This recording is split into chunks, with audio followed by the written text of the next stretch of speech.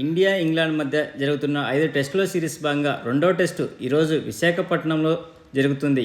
ఈ మ్యాచ్లో సర్ఫరాజ్ ఖాన్ను అందరూ ఆడిస్తారని ఆశాభావంతో ఎదురు చూస్తుంటే భంగపాటు తప్పలేదు.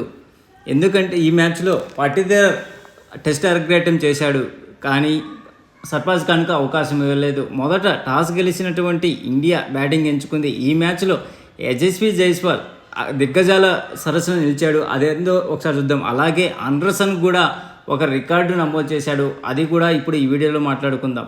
మొదటగా తొలి రోజు ఆట ముగిసింది. భారత ఓపెనర్ యశస్వి జైస్వాల్ 179 రన్స్ 256 బంతుల్లో 17 ఫోర్లు 5 సిక్స్లతో భారీ సెంచరీతో అజేయంగా నిలిచాడు. మొదటి రోజు ఆట ముగిసే సమయానికి టీమిండియా 6 వికెట్ల నష్టానికి 336 పరుగులు చేశారు. క్రీజులో యశస్వి జైస్వాల్తో పాటు అశ్విన్ కూడా ఉన్నాడు. ఇంగ్లాండ్ అరంగేట బౌలర్ షోయబ్ బషీర్తో పాటు రెహాన్ 2 వికెట్లు తీశాడు. భారత్ కెప్టెన్ రోహిత్ శర్మ 14 పరుగుల వద్ద వికెట్తో బషీర్ అంతర్జాతీయ క్రికెట్లో తన ఖాతా తెరవడం విశేషం. Senior bowler James Anderson, spinner Tom Attlee చెరో వికెట్ తీశారు. ఆరంభం నుంచి ఆచితూచి ఆడిన యశస్వి క్రీజ్లో కుదురుకున్నాక చెలరేగిపోయాడు. ఓవైపు వికెట్లు పడుతున్నా ఏకాగ్రత కోల్పోలేదు. రోహిత్తో కలిసి తొలి వికెట్కు 40 పరుగులు జోడించాడు.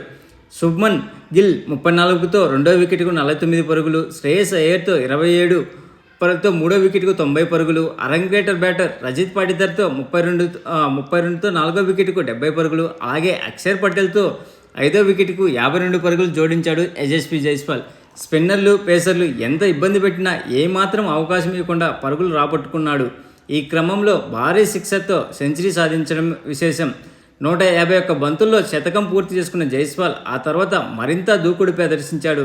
తొలి రోజు ఆట మరి కాసేపులో ముగిస్తుందనక లోకల్ హీరో శిఖర్ భరత్ 17 రోహన్ బోల్తా కొట్టించాడు. ఆఫ్ సైడ్ వెళ్తున్న బంతిని కట్ చేసేందుకు ప్రయత్నించి బ్యాక్వర్డ్ పాయింట్ వద్ద బషీర్కు చిక్కాడు.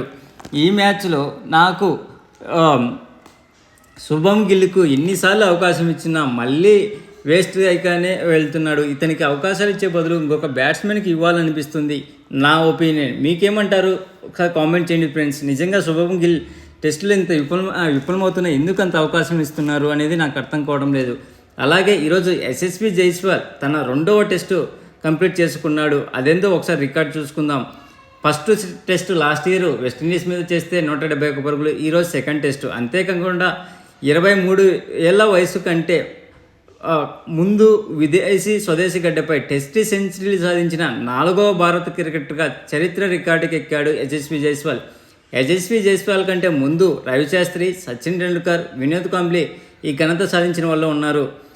ఎస్విజితో సహా వీళ్ళంతా రంజీ ట్రోఫీలో ముంబై జట్టుకు ఆడటమే విశేషం. అలాగే జేమ్స్ ఆండర్సన్ కూడా ఒక రికార్డుకి చేశాడు. అదేంటంటే భారత గడ్డపై అత్యధిక వయసులో 41 ఏళ్ళ 180 రోజుల టెస్ట్ మ్యాచ్లో ఆడిన ఆటగాడిగా ఆండర్సన్ రికార్డుకి ఎక్కాడు. అంతకుముందు లాల్ అమర్నాథ్ 1952లో 41 ఏళ్ళ 92 రోజుల వయసులో భారత్ గడ్డపై పాక్ టెస్ట్ మ్యాచ్ ఆడాడు. భారత్ టెస్ట్ మ్యాచ్ ఆడిన అత్యధిక వయసుడుగా ఈ రికార్డుకి ఎక్కారు. అంతేకాకుండా తొలి రోజు ఎక్కువ పరుగులు రాబెట్టిన అజారుద్దీన్ రికార్డును కూడా బద్దలు కొట్టాడు యశస్వి జైస్వాల్. అదేంటంటే ఒకసారి మనము చూద్దాం. మొదటి రోజు ఎక్కువ రన్స్ ఇండియా నమోదు చేసింది 175 రన్స్ మహమ్మద్ అజారుద్దీన్ 1990లో చేస్తే ఈరోజు యశస్వి జైస్వాల్ 179 పరుగులు వైజాగ్లో చేశాడు. అలాగే సునీల్ గవాస్కర్ సరసన చేరాడు. సునీల్ గవాస్కర్ కూడా 1979లో 179 పరుగులు చేశారు. కాకపోతే కరుణ్ నాయర్ చెన్నైలో 2016లో 233 పరుగులు చేశారు. ఇదే రికార్డుగా ఉంది. అంతేకాకుండా most runs Indian batter first day ఈ టెస్ట్లో వీరేంద్ర సెహ్వాగ్ 228 పరుగులు పాకిస్తాన్ ముల్తాన్లో చేస్తే, తర్వాత సెకండ్ కూడా సెహ్వాగే ఉన్నాడు. 195 పరుగులు ఆస్ట్రేలియా మీద మెల్బోర్న్లో చేసినది.